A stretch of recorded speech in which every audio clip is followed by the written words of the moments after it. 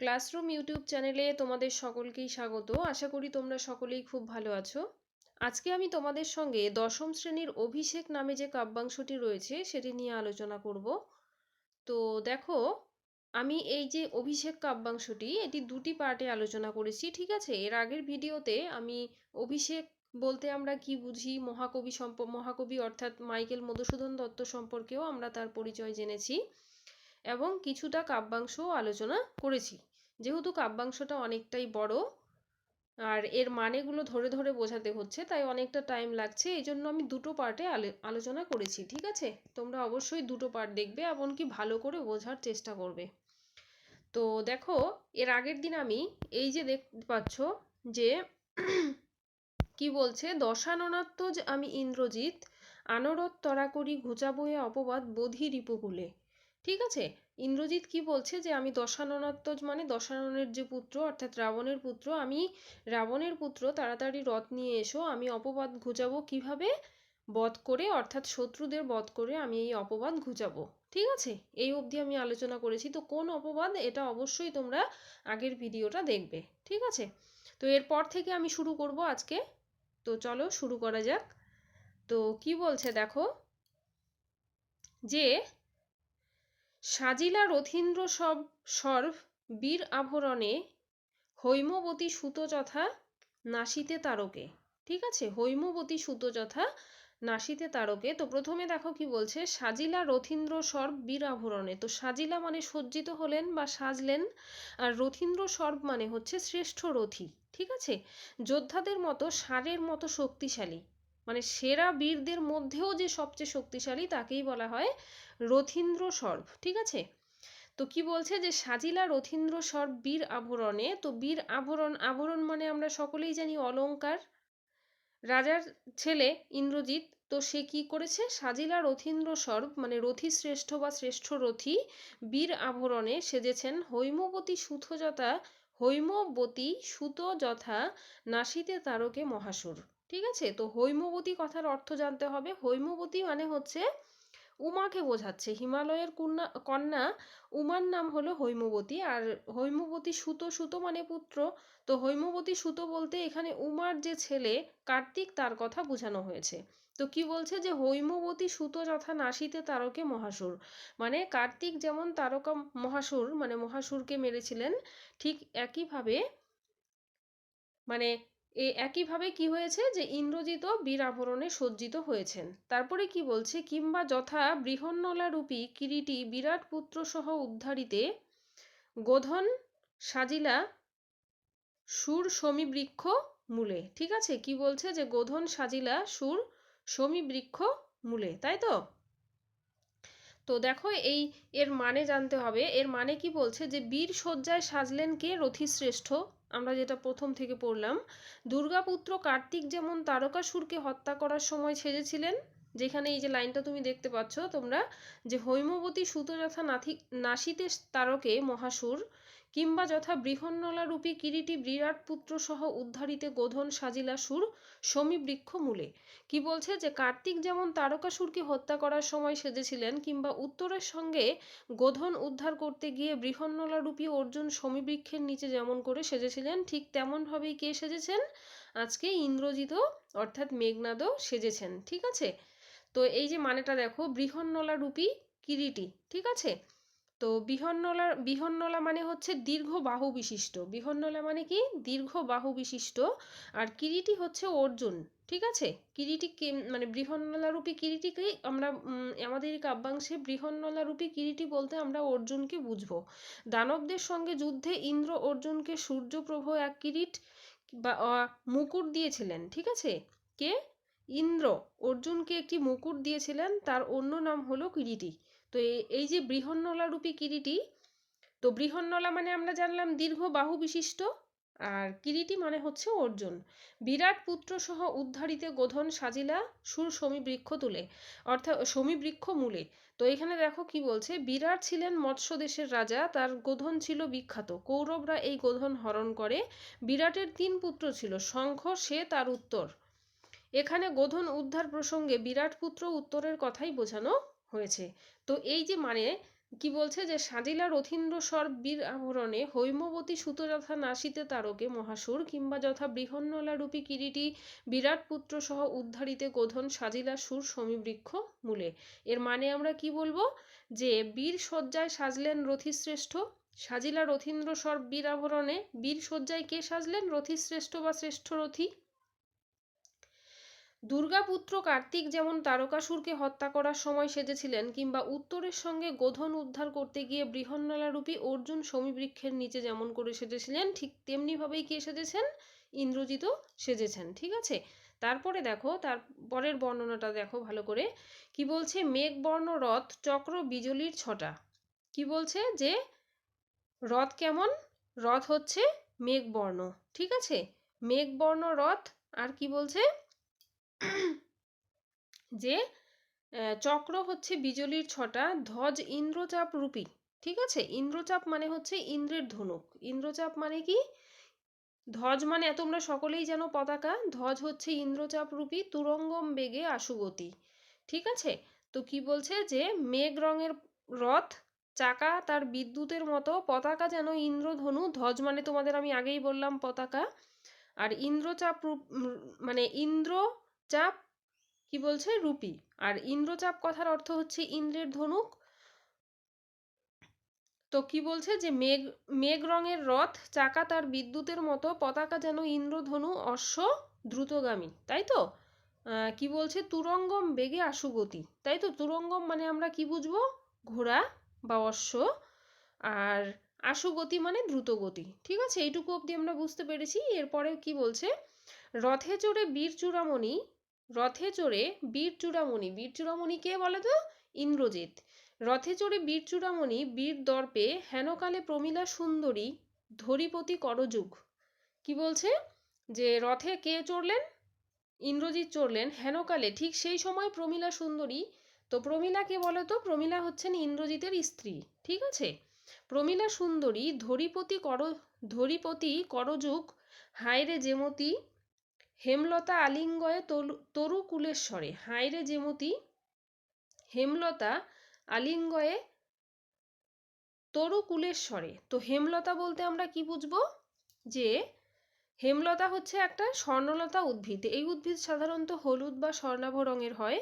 এটি এক ধরনের লতানো উদ্ভিদ যা অন্য কোনো গাছকে জড়িয়ে ধরে বড় হয়ে ওঠে। ঠিক আছে, তাহলে হেমলতা কি, এরা হচ্ছে এক ধরনের উদ্ভিদ, এরা নিজেরা কখনো মানে লম্বা হতে পারে না, এরা একটা কোনো একটা অবলম্বনকে ধরে বা অন্য কোনো উদ্ভিদ বা গাছকে জড়িয়ে ধরে বাড়তে থাকে। তো এইখানে এই প্রমীলাকে ঠিক হেমলতার সঙ্গে তুলনা করা হয়েছে। আর দেখো এখানে কি বলছে, হেমলতা আলিঙ্গয়ে, কি বলছে যে হেমলতা আলিঙ্গয়ে তরু কুলেশ্বরে। তাই তো, তরু মানে হচ্ছে গাছ, তাই তো, তো তরু কুলেশ্বর মানে গাছের মধ্যেও বড় বনস্পতি। তাহলে এর মানে আমরা কি বুঝবো, যে বীরশ্রেষ্ঠ মেঘনাদ বীরদর্পে রথে চড়েছেন, এমন সময় তার স্ত্রী প্রমীলা এসে তার হাত চেপে ধরলেন। কিভাবে, হায় যেভাবে স্বর্ণলতা শ্রেষ্ঠ তরুকে জড়িয়ে ধরে। ঠিক আছে, এই অবধি আমরা বুঝলাম। কহিলা কাঁদিয়া ধ্বনি।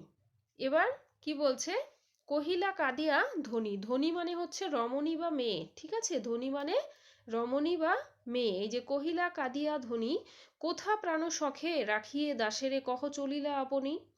তাহলে এবার প্রমীলা কি বলছে ইন্দ্রজিৎকে, যে কোথা প্রাণ শখে রাখিয়ে দাসেরে, মানে এই দাসীকে তুমি কোথায় রেখে চলে যাচ্ছ। ঠিক আছে, কে প্রশ্ন করছে, প্রমীলা। তাই তো, প্রমীলা কি কেঁদে বলছে, হে প্রাণ সখায় দাসীকে রেখে তুমি কোথায় চলে যাচ্ছ, কেমনে ধরিবে প্রাণ তোমার বিরহে অভাগী।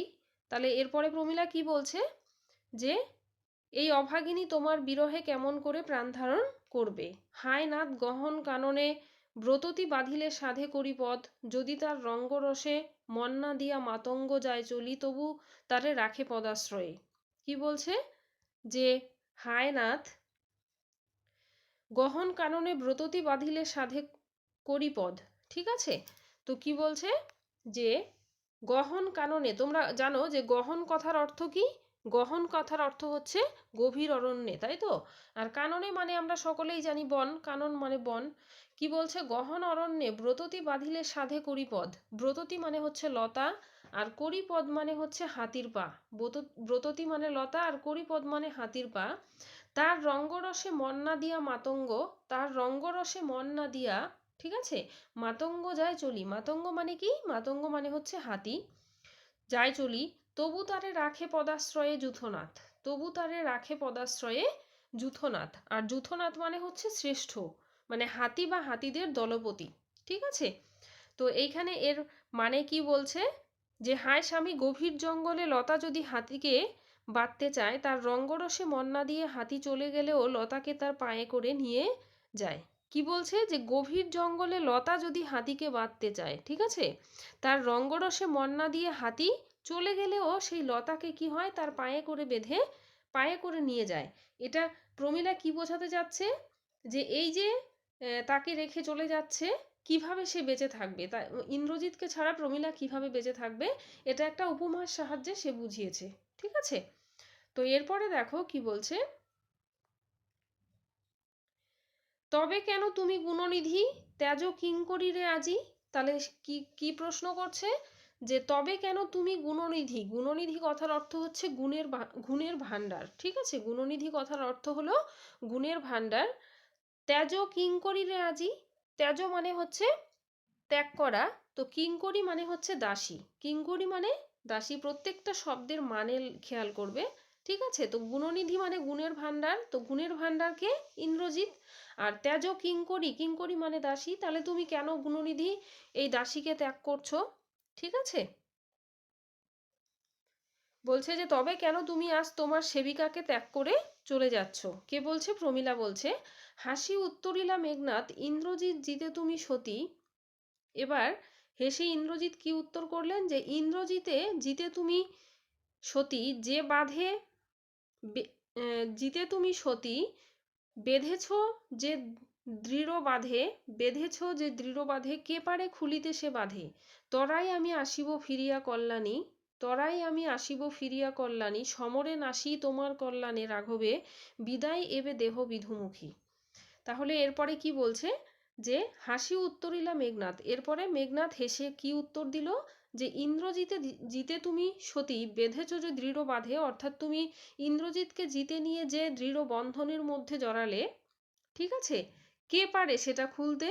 ঠিক আছে, তরাই আমি আসিব ফিরিয়া, মানে তরাই মানে তাড়াতাড়ি, আমি খুব তাড়াতাড়ি ফিরে আসব কল্যাণী। ঠিক আছে, মানে এটা একটা সম্বোধন করে বলছে, সমরে নাশি তোমার কল্যাণে রাঘবে, মানে যুদ্ধ যুদ্ধে আমি নাশ করে রাঘব, রাঘব মানে এখানে রামচন্দ্রকে বোঝাচ্ছে, রাঘবকে সীতার স্বামী রামচন্দ্রকে বোঝাচ্ছে, যে রাঘব অর্থাৎ রামচন্দ্রকে নাশ করে আমি খুব তাড়াতাড়ি ফিরে আসব। ঠিক আছে, তো কি বলছে? হেসে মেঘনাদ উত্তর দিলেন, ইন্দ্রজিতে জয় করে ওগো সতী, যে দৃঢ় বাঁধনে তুমি বেঁধেছ, সে বাঁধন কে খুলতে পারে? হে কল্যাণী, তোমার কল্যাণে রামচন্দ্রকে যুদ্ধে নাশ করে শীঘ্রই আমি ফিরে আসব। চন্দ্রমুখী, এখন আমায় বিদায় দাও। ওই যে বিদায় এবে দেহ বিধুমুখী, বিধুমুখী মানে হচ্ছে চন্দ্রমুখী। ঠিক আছে, তো এরপরে দেখো কি বলছে, উঠিল পবন পথে ঘোরতর রবে, উঠিল পবন পথে ঘোরতর রবে। ঠিক আছে, তো কি বলছে? যে উঠিল পবন পথে ঘোরতর রবে রবে রথবর, হৈম পাখা বিস্তারিয়া যেন উড়িলা মৈনাক শৈল অম্বর উজুলি। ঠিক আছে, তো কি বলছে? উঠিল পবন পথে ঘোরতর রবে, তাই তো? উঠিল পবন পথে ঘোরতর রবে রথবর, মানে পবন পথ মানে আকাশপথ, হৈম পাখা বিস্তারিয়া। ঠিক আছে, হৈম পাখা মানে হচ্ছে সোনার পাখা, হৈম পাখা মানে হচ্ছে সোনার ডানা বা সোনার পাখা। কি বলছে? হৈম পাখা বিস্তারিয়া যেন উড়িলা মৈনাক শৈল, এই মৈনাক শৈল অম্বর উজলি। ঠিক আছে, উড়িল্লা মৈনাক শৈল অম্বর উজলি। মৈনাক শৈল হচ্ছে পুরাণ অনুযায়ী এই মৈনাক পর্বতের ডানা ছিল, অর্থাৎ তিনি উঠতে পারতেন। ইনি গিরিরাজ হিমালয় ও মেনকার পুত্র, শিবের পত্নী পার্বতীর ভাই, কে? মৈনাক। ঠিক আছে, যেহেতু মেনকার পুত্র তাই তার নাম হয়েছে মৈনাক। তো তো হৈম পাখা বিস্তারিয়া যেন উড়িল মৈনাক শৈল, তাই তো, অম্বর উজুলি। তো এর মানে হচ্ছে ইন্দ্র পর্বতের ডানা কেটে ফেলতে উদ্যত হলে মৈনাক পর্বত পবনদেবের সাহায্যে সাগরে আশ্রয় গ্রহণ করে নিজেকে রক্ষা করেন। মৈনাকের সেই ডানা বিস্তার করে উড়ে চলার সঙ্গে ইন্দ্রজিতের রথের উড়ে চলাকে তুলনা করা হয়েছে। কি বলছে, মৈনাকের এই যে ডানা বিস্তার করে আকাশে উড়ে চলা, সেটাকে ইন্দ্রজিতের যে রথ উড়ে যাচ্ছে আকাশ দিয়ে আকাশ পথে, সেটার সঙ্গে তুলনা করা হয়েছে। অম্বর উজুলি, অম্বর মানে হচ্ছে আকাশ, উজলি মানে হচ্ছে উজ্জ্বল করে, ঠিক আছে। সিঞ্জিনী আকর্ষী রোষে টঙ্কারিলা ধনু বীরেন্দ্র, পক্ষীন্দ্র যথা নাধে মেঘ মাঝে, ভৈরবে কাপিল লঙ্কা কাপিল জলধি। কি বলছে, সিঞ্জিনী। তো সিঞ্জিনী কথার অর্থ হচ্ছে ধনুকের ছিলা। সিঞ্জিনী কথার অর্থ কি, ধনুকের ছিলা। সিঞ্জিনী আকর্ষী রোষে, আকর্ষী মানে হচ্ছে আকর্ষণ করে বা টান দিয়ে, রোষে টঙ্কারিলা ধনু, ধনু টঙ্কারের শব্দ হলো বীরেন্দ্র, পক্ষীন্দ্র যথা নাধে মেঘ মাঝে, বীরেন্দ্র মানে হচ্ছে বীর শ্রেষ্ঠ, আর পক্ষীন্দ্র কথার অর্থ হচ্ছে গরুর, ঠিক আছে, গরুর এক ধরনের পাখি, সেটাকে বোঝাচ্ছে। কি বলছে, পক্ষীন্দ্র যথা নাধে মেঘ মাঝে ভৈরবে, ভৈরবে, ভৈরব মানে হচ্ছে ভয়ঙ্কর ভাবে, কাপিল লঙ্কা কাপিল জলধি, তাহলে লঙ্কাও কেঁপে উঠলো, আর কাঁপলো কি, জলধি অর্থাৎ সমুদ্র কেঁপে উঠলো। তো ঠিক আছে, আমরা এইটুকু মানেটা একটু ভালো করে দেখে নেব। কি বলছে, যে ভীষণ শব্দে বায়ুপথে রথ উঠল, যেন সোনার পাখা মেলে আকাশ উজ্জ্বল করে উড়ে গেল মৈনাক পাহাড়। গরুর যেমন মেঘের মধ্যে ভীষণ গর্জন করে, তেমনি শব্দে ক্রুদ্ধ মেঘনাদ টঙ্কার দিল ধনুকে, ঠিক আছে, ওই যে টঙ্কারিলা ধনু, টঙ্কার দিল ধনুকে, সেই শব্দে কেঁপে উঠল লঙ্কা, কেঁপে উঠল সমুদ্র। জলধি মানে হচ্ছে সমুদ্র, ঠিক আছে, সমুদ্র। তো এরপরে দেখো, সাজিছে রাবণ রাজা বীর মদে মাতি। কে সেজে উঠছে, রাবণ রাজা বীর মদে মাতি। পরের পেজ দেখো কি বলছে, বাজিছে রণবাজনা গরজিছে গজ, মানে বাজছে রণবাজনা, মানে বাজিছে রণবাজনা মানে যুদ্ধের যে বাজনা, রণ কথার অর্থ হচ্ছে যুদ্ধ, বাজিছে রণবাজনা, গরজিছে গজ মানে, গজ মানে আমরা জানি হাতি, হাতি কি করছে, গর্জন করছে, তাই তো। হ্রেষে অশ্ব হুঙ্কারিছে পদাতিক। কি বলছে, হ্রেষে অশ্ব, তো হ্রেষে অশ্ব কথার অর্থ হচ্ছে যে ঘোড়া চিৎকার করছে, ঠিক আছে। হুঙ্কারিছে পদাতিক, পদাতিক, পদাতিক মানে হচ্ছে পায়ে চলা সেনাবাহিনী, তো সেনাবাহিনী হুঙ্কার দিচ্ছে। রথি উড়িছে কৌশিক ধ্বজ, রথি উড়িছে কৌশিক ধ্বজ কথার অর্থ হলো রেশমের পতাকা, কৌশিক ধ্বজ কথার অর্থ হলো রেশমের পতাকা। উঠিছে আকাশে কাঞ্চন কঞ্চুক বিভা, কাঞ্চন কঞ্চুক বিভা কথার অর্থ হলো স্বর্ণবর্মের দীপ্তি, ঠিক আছে। আকাশে কি উঠছে, স্বর্ণবর্মের দীপ্তি। হেনকালে তথা দ্রুতগতি, হেনকালে তথা দ্রুতগতি উতরিলা মেঘনাদ রথি, ঠিক সেই জায়গায় কি হলো, মেঘনাদ সেই রথ থেকে নেমে এলেন। অর্থাৎ এর মানেটা আমরা দেখো ভালো করে দেখে নেব। রাজা রাবণ বীরমদে মত্ত হয়ে যুদ্ধের জন্য সাজছেন, ঠিক আছে, যুদ্ধের বাজনা বাজছে, হাতি গর্জন করছে, অশ্ব হ্রেস্বাধ্বনি করছে, হুঙ্কার দিচ্ছে পদাতিক, অর্থাৎ পায়ে চলা যে সেনাবাহিনী তারা হুঙ্কার দিচ্ছে। তারপরে কি বলছে, যে রথি আকাশে উঠছে স্বর্ণপ্রভ রেশমি পতাকা, এমন সময় অত্যন্ত দ্রুত গতিতে গিয়ে পৌঁছালেন কে, মেঘনাদ, ঠিক আছে, কে পৌঁছালেন, মেঘনাদ। তো এরপরে দেখো কি বলছে, যে নাদিলা করবুর দল হেরি বীর বরে মহাগর্বে, নমিপুত্র পিতার চরণে। নাদিলা করবুর দল, তো নাদিলা কথার অর্থ হলো গর্জন করে উঠল, আর করবুর দল মানে সেনাবাহিনী, নাদিলা করবুর দল মানে গর্জন করে উঠল সেনাবাহিনী, হেরি বীর বরে মহাগর্বে, ঠিক আছে, হেরি মানে দেখে, বীরবর মানে শ্রেষ্ঠ বীর, ঠিক আছে, মহাগর্বে। নমিপুত্র পিতার চরণে, নমিপুত্র পিতার চরণে করজোরে কহিলা, হে রক্ষ কুলপতি, শুনেছি মরিয়া নাকি বাঁচিয়াছে পুনরাঘব, এ মায়া পিত বুঝিতে না পারি। তো দেখো এরপরে কি হলো, যে ইন্দ্রজিৎ তার রথ থেকে নেমে এলেন এবং তার পিতার চরণে প্রণাম করে কি বললেন করজোরে, যে হে রক্ষ কুলপতি, শুনেছি মরিয়া নাকি বাঁচিয়াছে পুনরাঘব, মানে সে বলতে চাচ্ছে যে রামচন্দ্র নাকি মরতে মরতে পুনরায় বেঁচে উঠেছে। এ মায়া পিত বুঝিতে না পারি, বলছে এই মায়া তো পিতা আমি বুঝতে পারছি না। কে বলছে? ইন্দ্রজিৎ। তো দেখো এখানে কি বলছে যে পিতৃপদে প্রণাম করে করজোড়ে মেঘনাদ বলতে লাগলেন, হে রক্ষকুলপতি, শুনেছি মরেও নাকি আবার বেঁচে উঠেছে রামচন্দ্র, পিতা এই মায়া তো বুঝতে পারি না। ঠিক আছে, এরপরে দেখো কি বলছে, কিন্তু অনুমতি দেহ। কি বলছে? কিন্তু অনুমতি দেহ সমূলে নির্মূল করিব পামরে আজি, ঘোর সরানলে করি ভস্য বায়ু অস্ত্রে উড়াইব তারে, নতুবা বাঁধিয়া আনি দিব রাজপদে। কি বলছে ইন্দ্রজিৎ এবার? কিন্তু অনুমতি দাও, সমূলে নির্মল করিব পামরে আজি। পামর মানে কথার অর্থ হচ্ছে পাপিষ্ট বা নীচ। পামর মানে হচ্ছে নীচ। ঠিক আছে, ঘোর সরানলে করি ভস্য, মানে সরানল মানে হচ্ছে সেই যে বান, সেই বান দিয়ে কি করবে? তাকে ভস্য করে দেবে। কাকে? রামচন্দ্রকে। বায়ু অস্ত্রে উড়াইব তারে, নতুবা বাঁধিয়া আনি দিব রাজপদে। হয়তো তাকে হত্যা করব, না হলে বেঁধে এনে তোমার রাজপদে দিব। ঠিক আছে,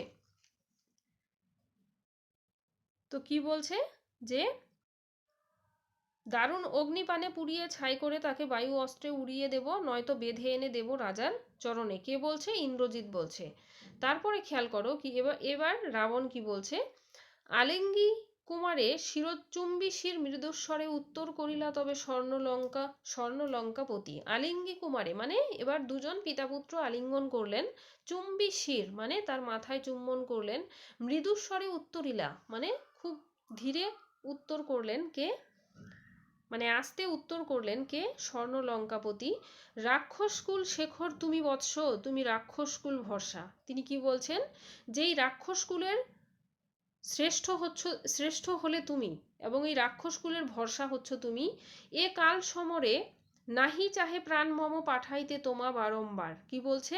যে এই যে কাল সমর, ঠিক আছে, এই কাল সমর বা যুদ্ধে তোমাকে বারবার পাঠাতে আমার মন চায় না। হায় বিধি মমপতি। এবার রাবণ কি বলছেন?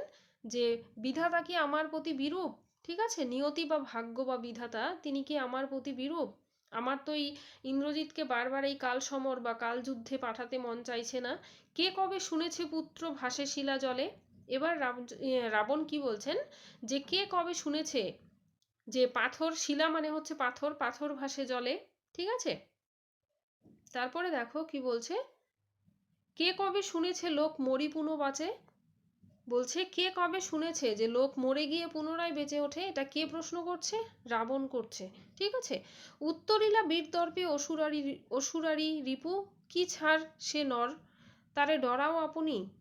কে বলছে? ইন্দ্রজিৎ বলছে, ডরাও আপনি রাজেন্দ্র, থাকিতে দাস যদি যাও রণে তুমি, এ কলঙ্ক পিত ঘুষিবে জগতে। এবার উত্তরিলা বীরদর্পে অসুরারি রিপু। ঠিক আছে, উত্তরিলা মানে উত্তর করলেন, বীরদর্পে মানে বীরের অহংকারে, অসুরারি রিপু মানে অসুরদের যে শত্রু, সে শত্রু অর্থাৎ ইন্দ্রজিৎ। ঠিক আছে, অসুরারি রিপু বলতে এখানে ইন্দ্রজিৎকে বোঝানো হচ্ছে। ঠিক আছে, কি বলছে? কি ছাড় সে নর। ঠিক আছে, তারে ডরাও আপনি, আপনি কি তাকে ভয় পাচ্ছেন রাজেন্দ্র? থাকিতে দাস যদি যাও রণে তুমি, বলছে যদি আমি থাকতে তুমি এই যুদ্ধে যাও, এ কলঙ্ক পিতা ঘুষিবে জগতে। এই কি বলছে যে আমি জীবিত থাকতে যদি তুমি যুদ্ধে যাও, তাহলে এই কলঙ্ক জগতে ঘোষিত হবে। হাসিবে মেঘবাহন রুষিবেন দেব অগ্নি। কি বলছে? হাসিবে মেঘবাহন, মেঘবাহন কথার অর্থ হচ্ছে ইন্দ্র। ঠিক আছে, মেঘবাহন মানে মেঘ যার বাহন, অর্থাৎ ইন্দ্রকে বোঝানো হয়েছে। তাহলে মেঘবাহন কথার অর্থ হচ্ছে ইন্দ্র। ঋষিবেন দেব অগ্নি মানে অগ্নিদেব কি করবেন? রেগে যাবেন। ঋষিবেন দুইবার আমি হারানু রাঘবে। এবার ইন্দ্রজিৎ কি বলছে? যে আমি দুইবার হারিয়েছি রামচন্দ্রকে, আর একবার পিত দেহ আজ্ঞা মোরে। কি বলছে? হে পিতা, আরেকবার তুমি আমাকে আজ্ঞা করো, দেখিব এবার বীর বাঁচে কি ঔষধে। এবার কি বলছে? যে দেখব এবার বীর বাঁচে কি ঔষধে। ঠিক আছে, কে বলছে? ইন্দ্রজিৎ বলছে তার পিতা রাবণকে। তারপরে দেখো, কহিলা রাক্ষসপতি কুম্ভকর্ণ বলি ভাই মম। তো রাক্ষসপতি কে বলে? তো রাবণ। আমরা সকলেই জানি লঙ্কাপতি রাক্ষসপতিকে রাবণ। কহিলা রাক্ষসপতি কুম্ভকর্ণ বলি ভাই মম। কি বলছে? যে কুম্ভকর্ণ হচ্ছে আমার ভাই, তাই আমি জাগানু অকালে ভয়ে কি বলছে, তাকে আমি অকালে জাগিয়েছি। কাকে? কুম্ভকর্ণকে, আমার ভাই। তোমরা সকলেই শুনে থাকবে যে কুম্ভকর্ণ হচ্ছে রাবণের ভাই। আর কুম্ভকর্ণ দেখবে আমাদের বাড়িতে যখন কেউ অনেকক্ষণ ঘুমিয়ে থাকে তখন কি বলা হয় যে তুই কুম্ভকর্ণের মতো ঘুমাচ্ছিস, অর্থাৎ কুম্ভকর্ণ 6 মাস ঘুমোতো আর 6 মাস জেগে থাকতো, ঠিক আছে। তো এইখানে দেখো রামচন্দ্র স্বয়ং কি বলছেন যে কুম্ভকর্ণ বলি ভাই মম, তাই আমি জাগানু অকালে। মানে তাকে অকালে জাগিয়েছিল, হয়তো 6 মাস তার ঘুম পূর্ণ হয়নি, তার আগেই জাগিয়েছিল। অকালে জাগানু অকালে ভয়ে, হায় দেহ তার দেখো সিন্ধু তীরে ভূপতিত, গিরিশৃঙ্গ কিংবা তরু যথা বজ্রাঘাতে।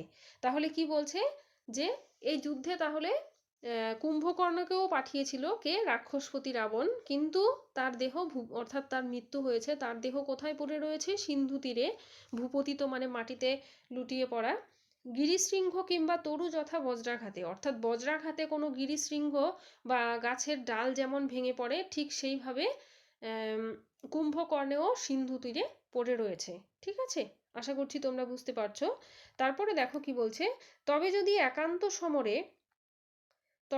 একান্ত সমরে ইচ্ছা তব বৎস, আগে পুজো ইষ্ট দেবে। এরপরে রাবণ আবার কি বলছে, এটাও বলছে যে তবে যদি পুত্র তোমার একান্তই ইচ্ছা থাকে তাহলে তুমি আগে ইষ্টদেবকে পুজো করো, ঠিক আছে। ইষ্টদেব মানে হচ্ছে উপাস্য দেবতা, সকলের বাড়িতেই থাকে। তো তাদের উপাস্য দেবতা যিনি তাকে বোঝান যে আগে উপাস্য দেবতাকে পুজো করো। নিকুম্বিলা যজ্ঞ সাঙ্গ করো বীরমণি।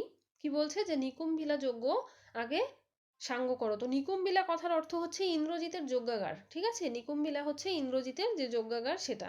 তো এখানে রাবণ কি বলছেন যে আগে নিকুম্বিলা যজ্ঞ সাঙ্গ করো বীরমণি, আগে ইষ্টদেবকে পুজো দাও। সেনাপতি পদে আমি বরিনু তোমারে। এরপরে রাবণ কি বলছেন যে আমি তোমাকে সেনাপতি পদে বরণ করে নিলাম। দেখো অস্তাচলগামী দীননাথ এবে। কি বলছে যে দেখো অস্তাচলগামী দীননাথ, দীননাথ বলতে সূর্য, ঠিক আছে। তো সূর্য হচ্ছে অস্তাচলগামী মানে সন্ধ্যা হয়ে এলো। প্রভাতে যুজিও বৎস রাঘবের সাথে। কি বলছে, সকালে গিয়ে তুমি যুদ্ধ করো রামচন্দ্রের সাথে। এতে এতে কহিয়া রাজা যথাবিধি লয়ে গঙ্গোদক, গঙ্গোদক মানে হচ্ছে গঙ্গা জল, ঠিক আছে। এই সব কথা বলে তিনি হাতে গঙ্গা জল নিয়ে অভিষেক করিলা কুমারে, অর্থাৎ ইন্দ্রজিৎকে অভিষেক করলেন কোথায়? সেনাপতি পদে, ঠিক আছে। আমরা জানি যে সেনাপতি পদে থাকেন তিনি যুদ্ধ করেন। তো এখানে দেখো এই লাইনটা খুব ইম্পর্টেন্ট, এই যে শেষের যে লাইন, কহিলা রাক্ষসপতি কুম্ভকর্ণ বলি ভাই মম তাই আমি জাগানু অকালে। কুম্ভকর্ণ বলি ভাই তাই আমি জাগানু অকালে ভয়ে, হায় দেহ তার দেখো সিন্ধু তীরে ভূপতিত, গিরিশৃঙ্গ কিংবা তরু যথা বজ্রাঘাতে। তবে যদি একান্ত সমরে ইচ্ছা তব বৎস, আগে পুজো ইষ্ট দেবে। নিকুম্বিলা যজ্ঞ সাঙ্গ করো বীরমণি, সেনাপতি পদে আমি বরিনু তোমারে। এই যে সেনাপতি পদ, আমাদের এই কাব্যাংশের নাম হয়েছে কি? অভিষেক। তো আমি অভিষেক কথার অর্থ কি বলেছিলাম যে কাউকে কোনো গুরুত্বপূর্ণ পদে নিয়োগ করার নামই হচ্ছে অভিষেক। তো আমরা শেষে কি দেখতে পাচ্ছি যে লঙ্কাপতি রাবণ তিনি কি করলেন? তার পুত্র মেঘনাদকে সেনাপতি পদে বরণ করে নিলেন। এই যে সেনাপতি পদে আমি বরিনু তোমারে, এই এই হিসেবেই আমাদের এই কাব্যাংশের নাম হয় অভিষেক, ঠিক আছে। তাহলে আমাদের বুঝতে আর অসুবিধা হচ্ছে না। তাহলে আমরা যদি এই কাব্যাংশের নামকরণ আসে অনায়াসে আমরা বলতে পারবো, ঠিক আছে। তারপরে কি বলছে, দেখো অস্তাচলগামী দীননাথ এবে, প্রভাতে যুজিও বৎস রাঘবের সাথে, এতে কহিয়া রাজা যথাবিধি লয়ে গঙ্গোদক। মানে এই সব কথা বলে রাবণ কি করলেন? হাতে গঙ্গা জল নিয়ে অভিষেক করলেন কাকে? ইন্দ্রজিৎ বা মেঘনাথকে, ঠিক আছে। তো এই ছিল আজকের আলোচনা। আশা করি তোমরা খুব ভালো করে বুঝতে পেরেছো, ঠিক আছে। আর তোমাদের আমার এই আলোচনা তোমাদের কেমন লাগলো তা অবশ্যই তোমরা কি করবে? কমেন্ট করে জানাবে, ঠিক আছে। আর ভিডিওটি দেখার জন্য তোমাদের সকলকেই ধন্যবাদ।